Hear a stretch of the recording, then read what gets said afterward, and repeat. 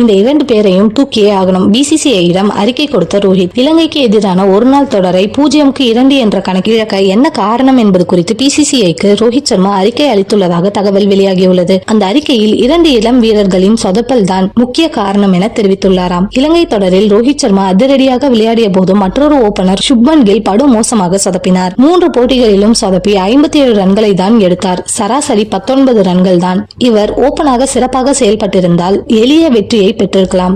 அவர் சொதப்பி விட்டதால் இனி யசஸ்வி ஜெய்ஸ்வாலுக்கு முக்கியத்துவம் கொடுத்து அவரை வளர்த்துவிட வேண்டும் என ரோஹித் அறிக்கையில் குறிப்பிட்டிருப்பதாக கூறப்படுகிறது. அதேபோல் முகமது சிராஜும் தான் தோல்விக்கு முக்கிய காரணம் என ரோஹித் சர்மா தனது அறிக்கையில் குறிப்பிட்டுள்ளாராம். சிராஜ் மீது நம்பிக்கை வைத்துதான் பும்ராவுக்கு ஓய்வு வழங்கப்பட்டிருக்கிறது. ஆனால் சிராஜோ 6.28 எக்கானமியில் ரன்களை கசியவிட்டு 3 விக்கெட்களை மட்டும் தான் எடுத்தார். இதனால் சாம்பியன்ஸ் டிராபிக்கு முன் பும்ராவுடன் மற்றொரு பவுலரை மெயின் பவுலராக தேர்வு செய்து அவரை உள்ளூர் போட்டிகள் மேற்கொண்டு அனைத்து போட்டிகளிலும் ஆட வைக்க வேண்டும் என ரோஹித் அறிக்கையில் தெரிவித்துள்ளாராம். இந்திய அணி சாம்பியன்ஸ் டிராபிக்கு முன் இங்கிலாந்துக்கு எதிரான 3 போட்டிகள் கொண்ட ஒருநாள் தொடரில் மட்டுமே விளையாட உள்ளது. இத்தொடர் முடிந்த அடுத்த 10 நாட்களில் சாம்பியன்ஸ் டிராபி நடைபெறும். இங்கிலாந்து ஒருநாள் தொடர் மட்டுமே இருப்பதால் அனைத்து இந்திய வீரர்களையும் உள்ளூர் தொடர்களில் விளையாட வைத்து அவர்களில் சிறந்த வீரர்களை தேர்வு செய்து சாம்பியன்ஸ் டிராபியில் ஆட வைக்க பிசிசிஐ முடிவு செய்துள்ளது. இதனால் ஷிகர் தவான், புவனேஸ்வர் குமார் போன்றவர்களுக்கு வாய்ப்பு கிடைக்க அதிக வாய்ப்புள்ளது.